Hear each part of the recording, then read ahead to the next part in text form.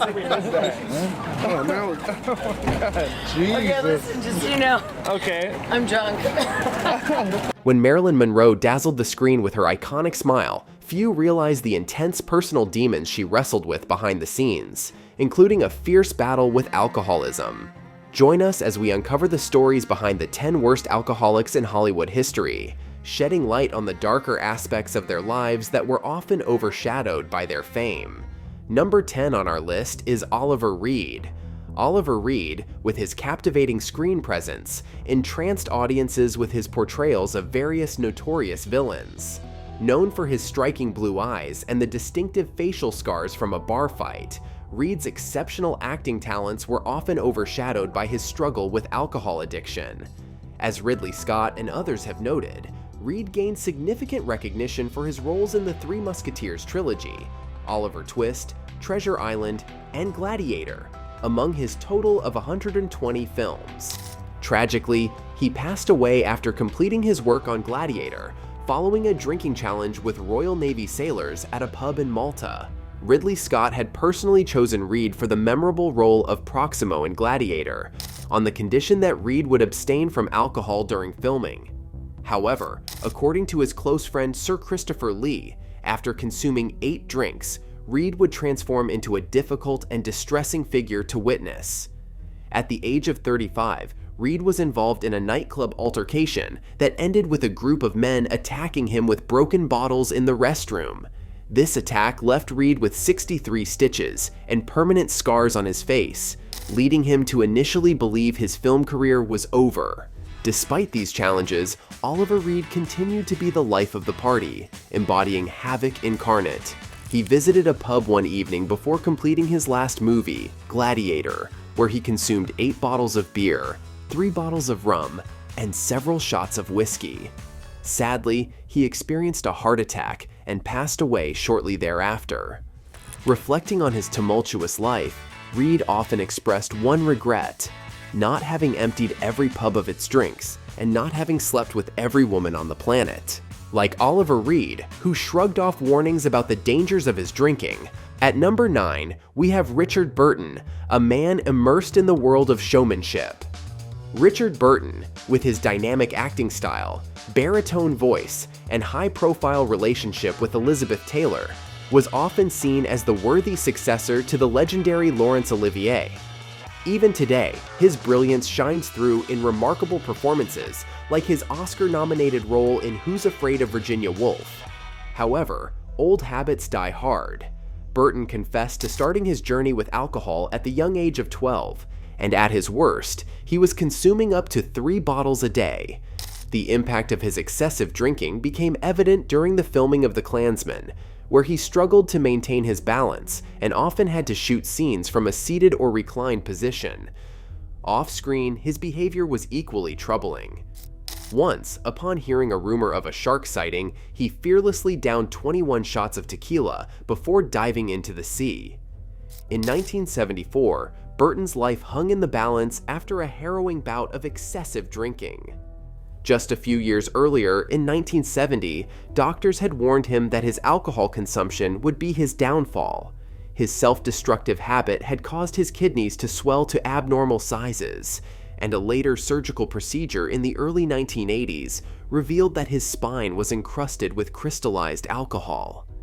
Despite these warnings, the extraordinary Welsh actor chose to ignore the medical advice. Tragically, his illustrious career came to an abrupt end in 1984 when he succumbed to the ravages of alcoholism at the age of 58.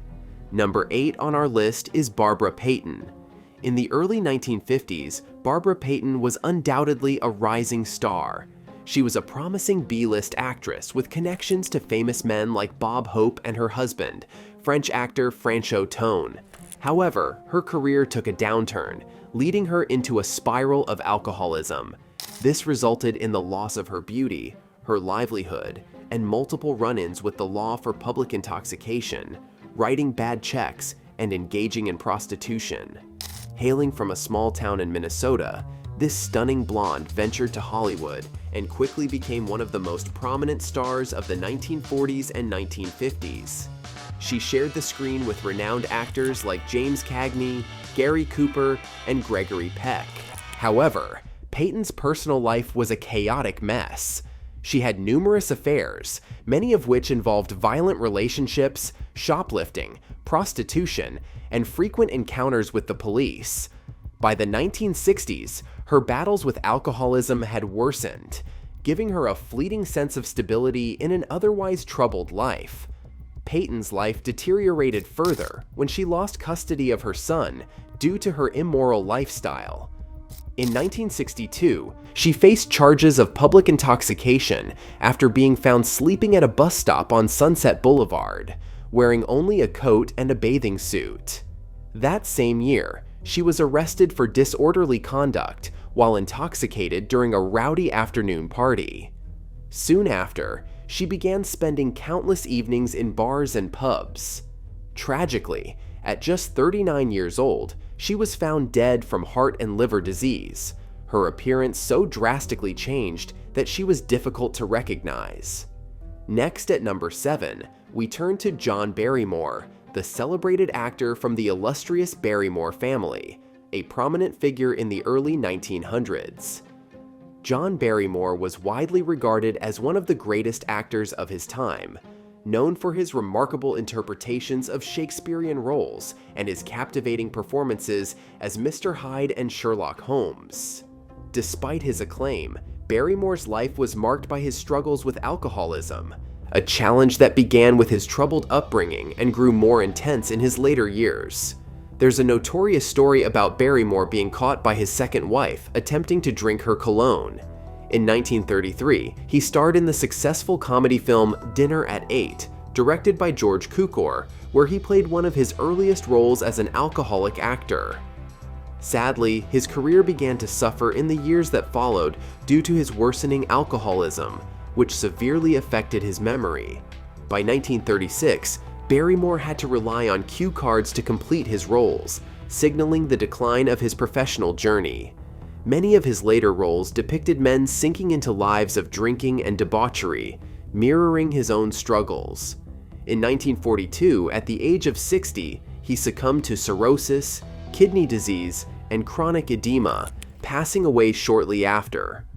Legend has it that after Barrymore's death, a close group of his drinking companions, including Humphrey Bogart, John Huston, and David Niven, decided to play a macabre prank. They supposedly borrowed Barrymore's lifeless body and transported it to the home of their mutual friend, Errol Flynn. They placed the corpse in a chair, drink in hand, facing the entrance. When Flynn returned home and switched on the lights, he was shocked to see his deceased mentor staring at him. Overwhelmed, Flynn fled through the house and into the backyard, screaming in terror. His friends eventually found him and brought him back inside, where they all gathered around the corpse and shared a few drinks. They returned the body before daybreak. Such an outrageous prank could only be conceived by a group consumed by alcoholism, and this particular circle was infamous for their excessive drinking habits. Whether the story is true or not remains uncertain, but it captures the wild and reckless spirit of Barrymore and his friends.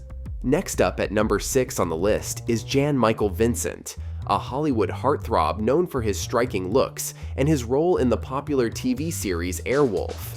His life, which began with immense potential, took a tragic turn. Despite his exceptional physical attributes and fame, Vincent's excessive use of alcohol and drugs led him down a destructive path. His numerous drunk driving convictions, major car crashes resulting in severe injuries like a broken back and the loss of a leg, domestic violence toward his girlfriend, and premature aging due to substance abuse are stark reminders of his downfall. Once hailed as the Brad Pitt of the 70s and 80s, Vincent's captivating appearance and chiseled physique enchanted audiences across America, leaving an indelible mark. His career began almost like a fairy tale when he caught the eye of a film scout while serving in the California Army National Guard, propelling him to rapid success. He starred alongside notable actors such as Robert Conrad, Rock Hudson, Charles Bronson, John Wayne, Burt Reynolds, and Robert Mitchum in major motion pictures. However, Vincent never experienced the usual struggles or paid his dues that many aspiring actors face, leading to a sense of entitlement and an inability to handle the easy success that came his way. Financially, he reached the pinnacle of his career when he earned a record-breaking salary for his role on Airwolf, becoming the highest-paid actor in television history at that time. Unfortunately, his success and wealth enabled him to indulge in destructive habits, including cocaine and alcohol, especially during the second and third seasons of Airwolf. His addictions became increasingly evident, causing production delays, budget overruns, and eventually leading to the show's premature cancellation. Vincent's downfall continued, transforming him from an A-list Hollywood star to an unemployable has-been. In 1996, he experienced a life-threatening car accident, breaking his neck and revealing his extreme intoxication. In the end, his addiction took his life, and his death at age 74 in 2019 from a heart attack marked the end of a once promising career, ruined by personal problems and self-destructive behavior. Next at number 5, let's explore the roller coaster life of Errol Flynn, the epitome of charm and masculinity, forever remembered as the iconic swashbuckler in movies such as Robin Hood and Captain Blood. Errol Flynn's life behind the silver screen was a whirlwind of debauchery, darkness, and relentless adventure. Known for his image as a seductive rogue, fierce fighter, cocaine enthusiast, and avid lover of the bottle, Flynn's escapades were as legendary as his on-screen performances. He once shared a drink with Fidel Castro in Cuba, and his Malibu bachelor pad, which he shared with fellow actor David Niven, earned the notorious nickname Cirrhosis by the Sea, due to the copious amounts of alcohol consumed there. Flynn's private boat was the scene of wild parties filled with sex, booze, and cocaine. His dedication to excess was so intense that he often stumbled onto film sets in a drunken haze, once even betting $500 with the crew that he could seduce his co-star, the enchanting Olivia de Havilland. In his early 30s, Flynn suffered a harrowing collapse in an elevator, leading a doctor to deliver the grim news that his heart and lungs had sustained irreparable damage. Yet, this revelation did little to curb his relentless pursuit of indulgence. Tragically, his excessive lifestyle eventually claimed him. By the time of his passing, his once dashing figure had been replaced by a bloated and overweight frame, ravaged by cirrhosis. Errol Flynn's story is one of unyielding adventure and tragic excess, a life lived in the fast lane that ultimately led to his early demise. Number 4 is Humphrey Bogart, hailed as the greatest male actor in the history of American cinema. With numerous Academy Award nominations and unforgettable performances in timeless classics like Casablanca, The Maltese Falcon, and The African Queen, Bogart earned immense respect among his peers. However, behind the scenes, Bogart was infamous for his heavy drinking. One of his friends once remarked, "Bogart is a really nice guy until around 11:30 p.m. After that, he transforms into a version of himself he believes is Bogart. Under the influence, he could become angry, stubborn, or even abusive. As his illustrious career progressed, his drinking started to impact his work. He often arrived on set either intoxicated or suffering from a hangover. There was one instance where he showed up in his pajamas, refusing to work, and instead opting to ride a bicycle around the Warner Brothers studio while filming the adventure film Sahara. It is said that he refused to leave his dressing room until his then-wife, Mayo Methot, brought him a thermos filled with martinis. Even when not on a film set, Bogart rarely went long without getting heavily intoxicated. There was also an incident where he drunkenly left a restaurant with their safe, only to abandon it on Beverly Hills Boulevard. He also found himself in court after assaulting a few women who attempted to take away the toy panda he had brought to an exclusive club as a drinking companion.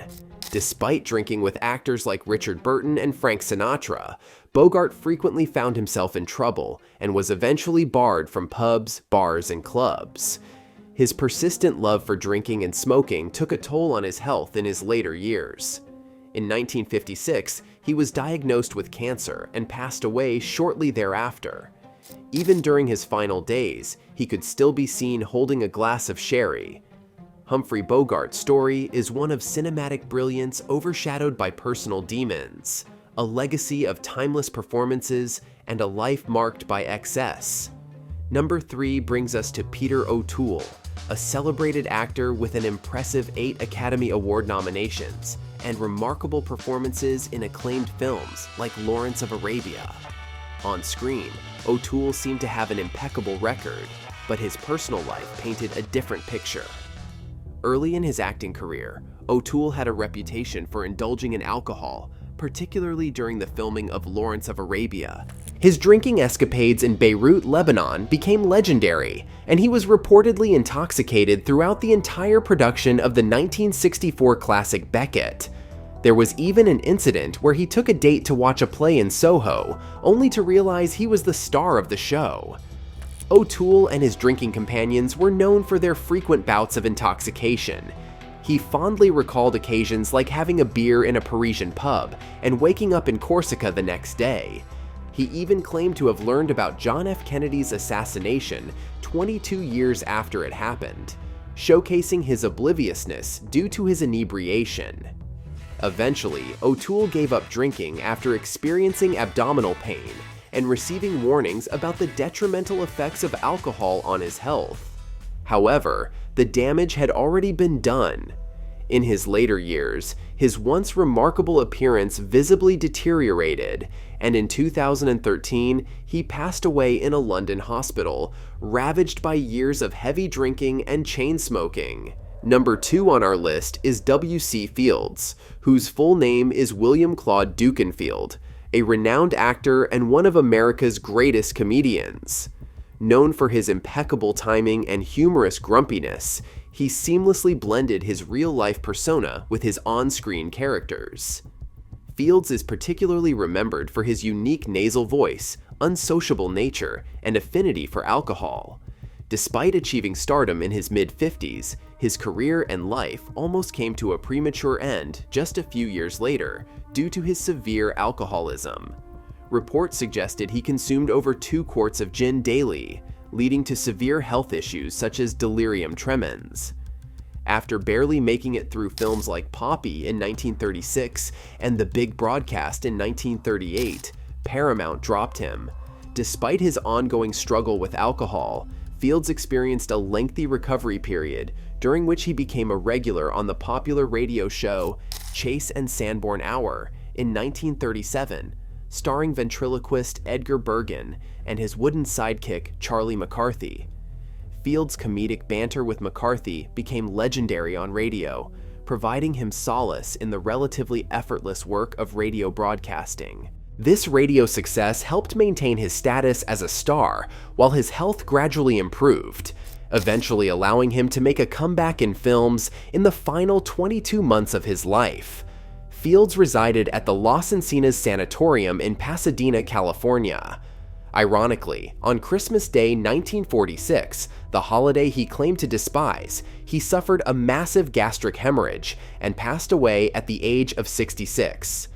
W.C. Fields' legacy lives on as one of the most iconic figures in comedy history, despite his personal struggles with alcoholism. Finally, at number 1, we have Bernard Lee, a seasoned actor with over half a century of experience and an impressive portfolio of more than 100 film and television appearances. Lee's journey began at the young age of 6, dabbling in stage productions before making his mark in the world of film. His most notable role was as M, the leader of the British Secret Service, in 11 James Bond films. However, despite his professional success, Lee's personal life was marred by tragedy. The loss of his beloved wife, a devastating house fire, a brutal mugging incident, and unresolved financial debts plunged him into a state of depression and alcohol dependency. His addiction became so severe that during breaks from filming the Edgar Wallace television series, he was confined to his dressing room to prevent him from consuming alcohol. Despite these efforts, Lee reportedly found ways to indulge his habit, such as hiring someone to pass a straw through the keyhole for discreet drinking. Renowned heavy drinker Richard Burton even admitted that he couldn't match Lee's capacity for alcohol. Sadly, at the age of 73, Lee succumbed to stomach cancer, likely a result of his excessive alcohol intake. If you enjoyed today's video, show some love by liking, sharing, and subscribing. Stay tuned for more content like this on our channel.